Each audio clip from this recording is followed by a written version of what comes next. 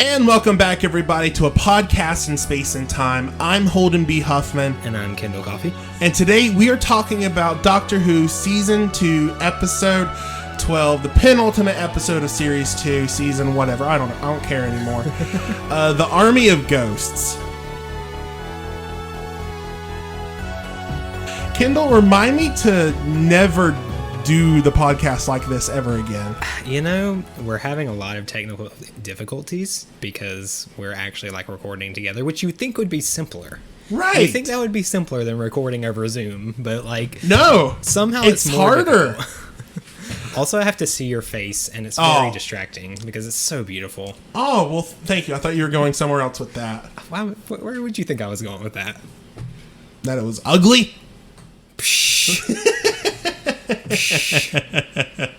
No. Okay. Maybe. Fine. Yes. Oh, thanks. Okay, well, let's... Listen, I will admit I have made jokes in the past. Uh-huh. Okay. Opening narration. Ding. Ding. This isn't CinemaSins. We shouldn't go into CinemaSins territory. Listen, we're hate nitpicky. CinemaSins. We are nitpicky, but we would never be that nitpicky. Yeah, no, that is completely... CinemaSins is just horrendous. They nitpick things that aren't even things. They just make stuff up. Yeah. Right. And there's even a new genre of CinemaSins sins. Yeah. Of people sinning CinemaSins. And it's hilarious. I will watch those. Those are pretty good. Right. So we started with an anime flashback as well. Which we got to see Eccleston again. We did, bless. We also got a few new shots in the anime flashback, which was interesting. Yeah, that was a little weird, but interesting. Yeah, because there was the shot with them on the planet with the rock spires and the bat thingies. Right. And the Doctor's how long do you plan on staying with me? Forever. That's not foreshadowing at all. No. Not one bit. Especially since Rose says, this is the story of how I died. First of all, if this is the story of how you died, how are you telling this story? That always bugs me. When, you go in, it's people, there's this monster. No one's ever survived it. Then how do you know about the monster? Yeah, it's like that line from Pirates of the Caribbean. Right. Then where do the stories come from, I wonder? Yeah, exactly. Yeah, that's exactly what I was thinking of. Yeah. We got Martha Jones. Sort of Martha Jones. We got her cousin. Yeah, we got Freema for the first time in the show. Yeah, for the first time in the show. Playing. I don't even remember what her character was. Let's just call her a Torchwood person. Yeah, she was one of the Torchwood agents, I guess. Mm-hmm. It was really cool. I mean, yeah, she didn't have much of a role, but she was there. We'll see more of her later. Right. Although now this is non-spoiler section. I forgot about that. Yeah. I mean, I feel that's not a big spoiler for anybody who kind of knows the show.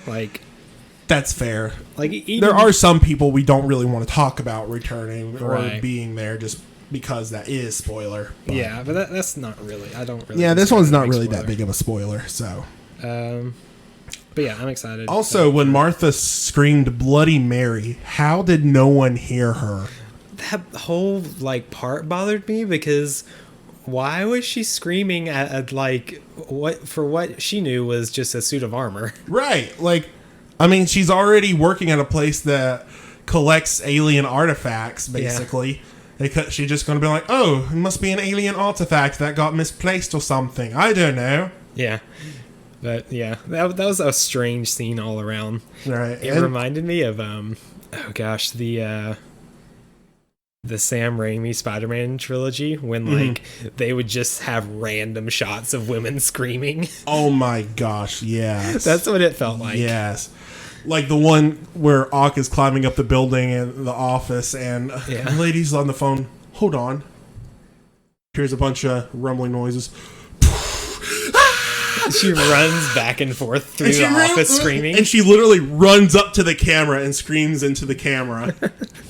There are several shots like that in that trilogy. Bless the Sam Raimi trilogy. I understand people think it's the best Spider-Man I love stuff.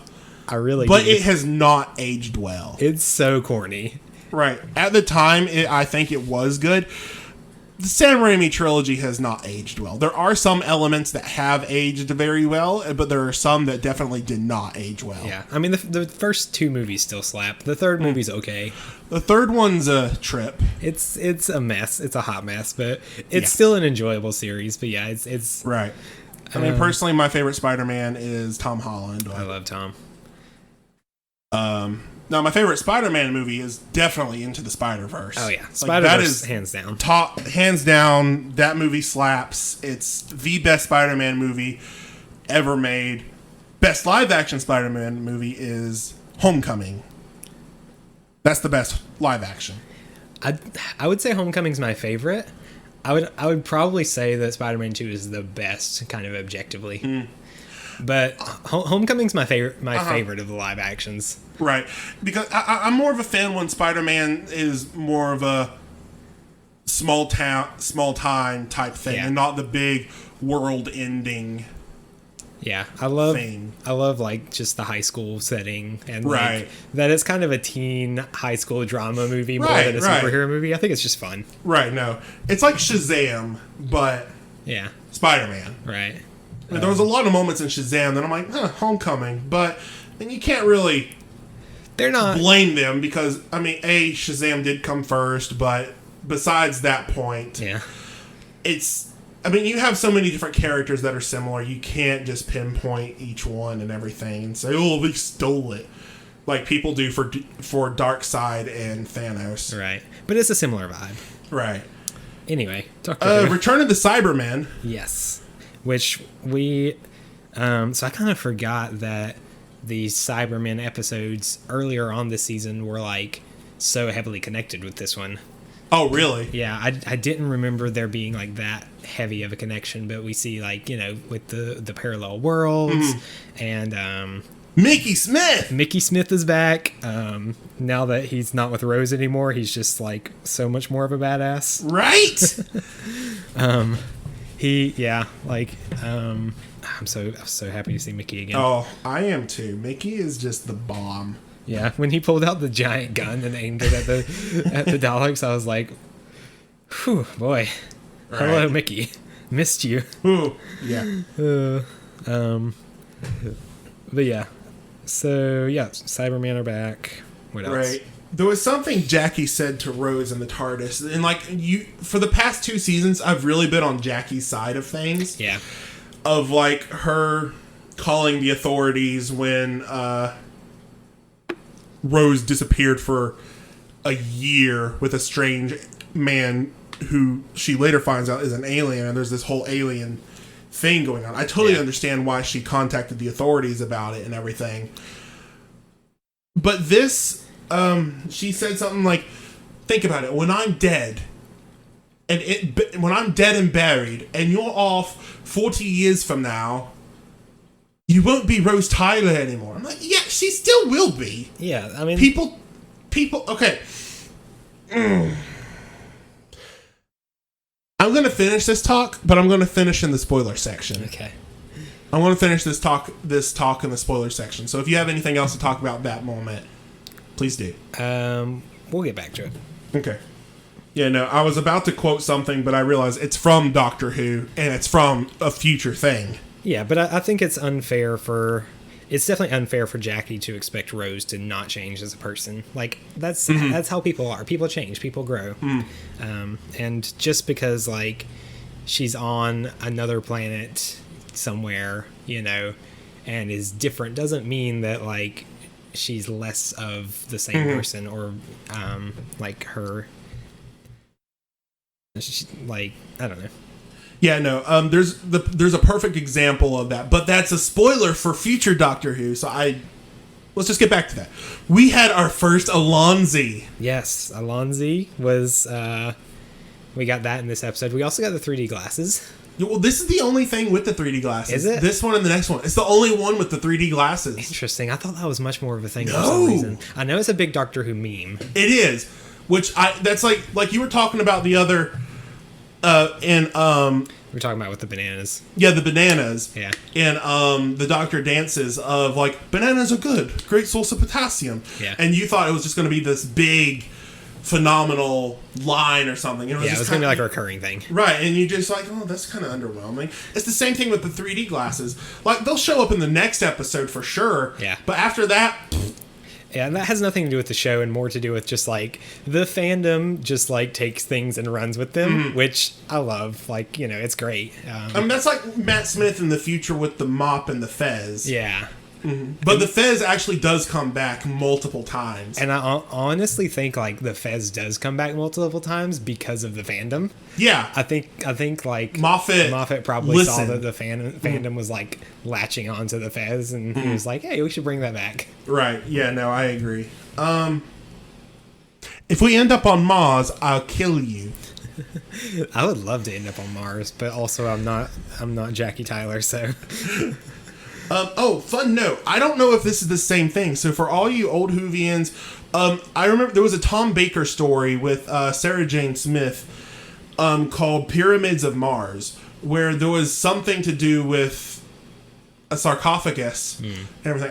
I've only seen that serial once, so I'm probably going to get some of this stuff wrong.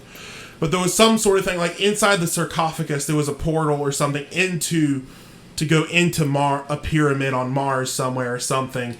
And I saw it in the background. I saw it in Torchwood. It looked a lot like the same sarcophagus. I don't know if it was just another sarcophagus, but I'm just like, it's a nice little Easter egg. I would be really surprised if there wasn't several Easter eggs in this episode. It seemed like a very ripe episode for Easter eggs. Right. Especially like since Torchwood has kind of been like kind of watching the Doctor for a long time, and you know, they're collecting alien artifacts. It would make a lot of sense if there was a lot of like classic Who Easter eggs in there, but I don't know enough about the show to really catch that. But I'm sure like eagle-eyed classic Whovians probably caught quite a few things. Right, but like that's one of the few Tom Baker stories I have seen. Like I've mentioned before, it's not that I don't want to see it, it's just they're very expensive. Yeah, they're hard to get a hold of. Right. And so, yeah, I could be wrong about that, but I don't know. Daleks. We got the Daleks back. And thank God, there's only a handful of them. There's only a few. But there's also, you know, a million Cybermen, so... Yeah. We'll see how that goes. Yeah, we'll see how that goes. But man, okay. I have to mention a Doctor Who reactor on this episode, okay? So, Felwell 34, if you're listening, you're welcome. So, a few years ago, when he reacted to this episode. I don't know his actual name. He just goes by Felwell 34. Yeah. YouTube stuff, blah, blah, blah. He's like, oh man, we've got Torchwood, we got Cybermen, we've got Mickey back. Man, I would love if the Daleks just came back. And then all of a sudden, the Daleks come back. Like, he totally called it. Yeah. And, like, everyone in the comment section is like, oh my God. Yeah. How did you do that? It was amazing. And, like, his biggest line of, like, his biggest catchphrase is, put me in the writer's room. Yeah. Because, like, he can see everything coming, and like he says it all the time. It was just really great of just like how he was able to do that. It's just like mwah. Which if you had seen the Next Time trailer, you would have already known they were coming, because well, Doctor Who reactors don't watch the Next Time trailers because they're told not to. We did get that. We got both the Cyberman and the Daleks spoiled in the Next Time trailer. Well, barely the Daleks. Yeah, we just saw a Dalek eye stalk the Doctor was holding, but we also saw, I'm assuming, what's a shot from next episode of someone getting shot by the Dalek beam. Yeah, it would be the next episode, because like it's like come on, what shot looks like that and sounds like that? Yeah, it's a very distinctive like sound effect and visual effect. Right. Do you have anything else before we get into spoilers? Let's see. I think just like overall this episode had a really good build up. Like, it is another one of those episodes that really, like, kind of raises the tension slowly as it goes. Yes, it does. And it's kind of a good not a mystery. Yeah. But it's like, oh, what are the ghosts? What are they doing here? Yeah, it is a bit of a mystery. What are their plan? Because this is Doctor Who. You know it's got to be something evil. Yeah, and we also get the sense, like, as the episode goes, that things are, like, going to break bad soon, especially, like, after the Doctor gives his little spiel to the head of Torchwood. I don't remember her character's name, but when he, like, uses the sonic to break the glass and it slowly, like, cracks outward and breaks, that's when you're really like, oh no, things are gonna break bad. And something I never really noticed before until recently about Rose asking Mickey what's in the sphere, and Mickey's like, I don't know, Cyberman. Like, I never thought of that. Like, that's why he's there. I'm like, I used to think, like, why is he just... I mean, okay, I understand the Cyberman, but why is he down there specifically with the sphere? He doesn't know what's in there. Yeah. I'm like, okay, he's thinking of some kind of Cyberman Emperor, Cyber Leader, Cyber Control, Cyber King type thing. Yeah. So I'm like, a lot recently, I've really thought, oh, duh. Right. But for some reason in the past, I've never really put that together. Yeah, he was watching for that.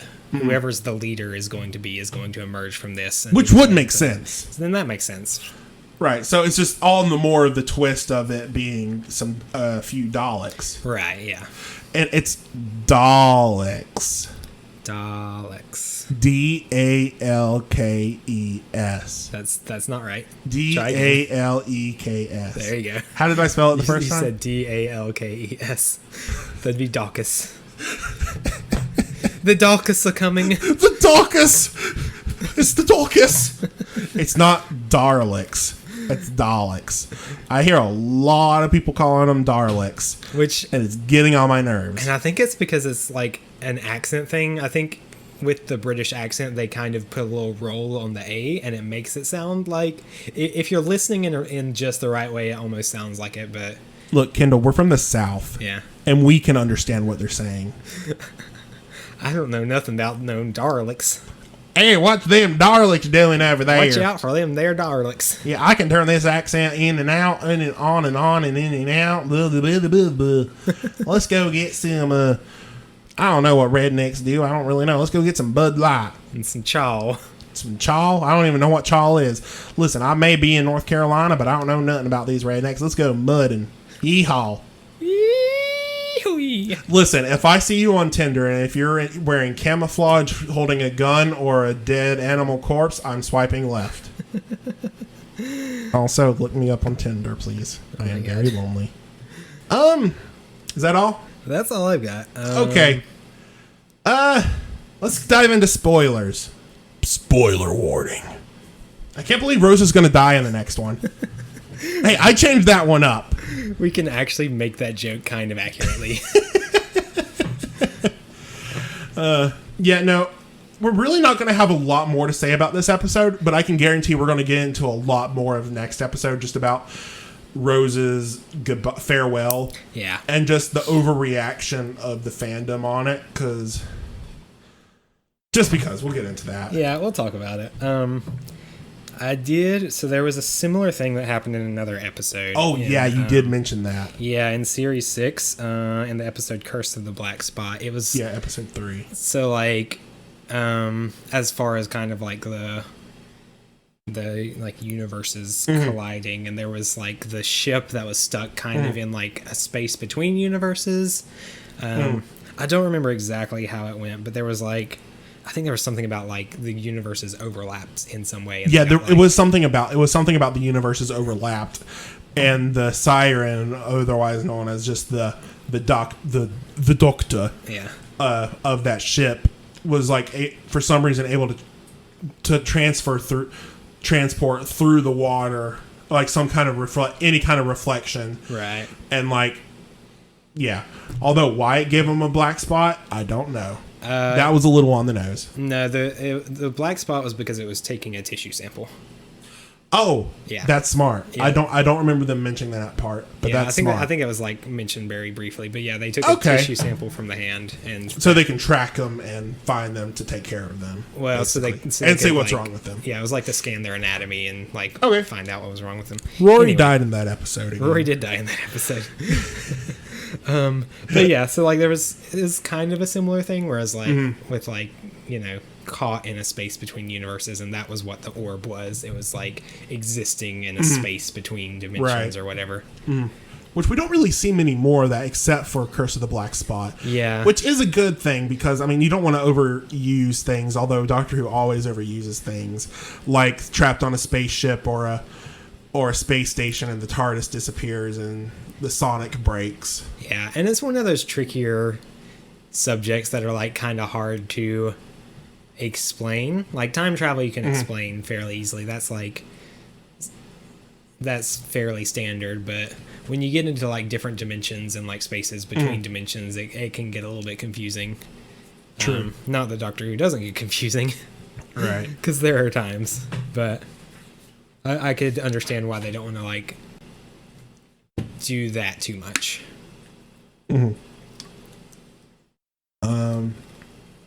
Yeah, my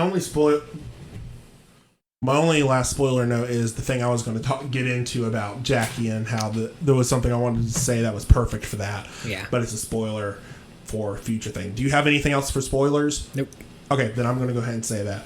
But just about Jackie saying, like, you're not going to be yourself in 40 years. One day you're going to look at yourself and be like, hey, I'm not who I am anymore. I'm no longer Rose Tyler. Matt Smith.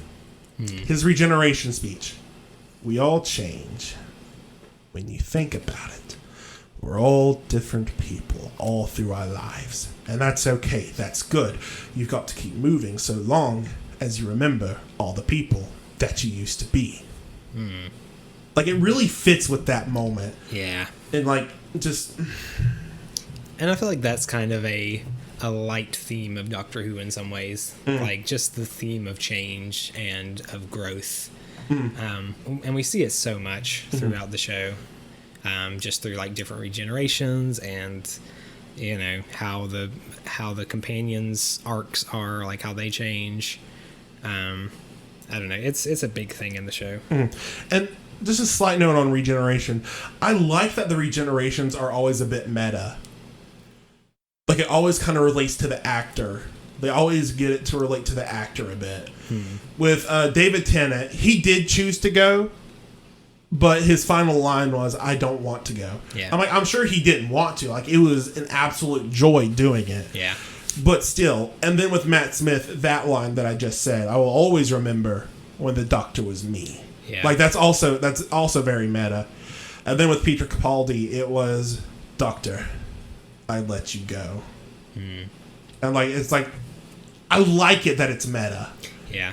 And like, some people would probably be like, it's too meta. But I'm like, no, it kind of just works. It's got it kind of brings in a more deep feeling to it. And I think, like, each actor kind of brings a little bit of themselves into the Doctor. Oh, exactly. And I think a lot of that is probably, like, coming from them, you know? Kind of them bringing a little bit of their own Doctor Who experience into their exit, which I like.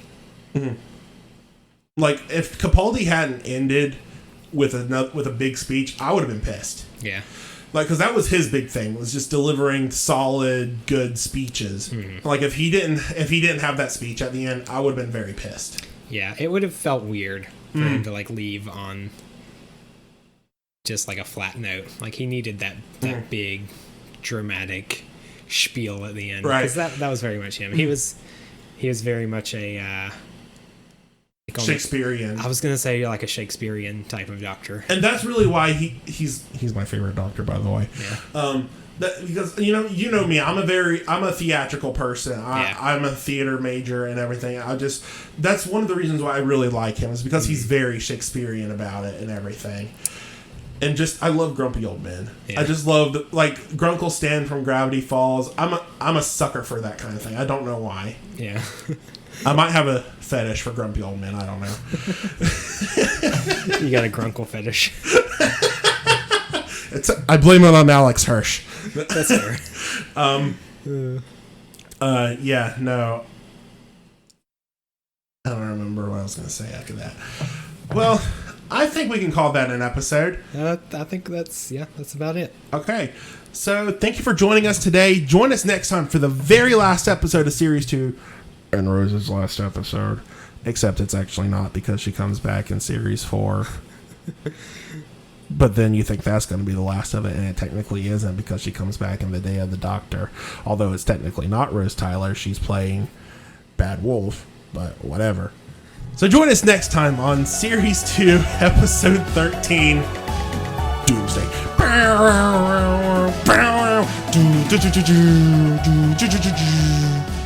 Doomsday by Nero. Oh, okay. You know, the dubstep.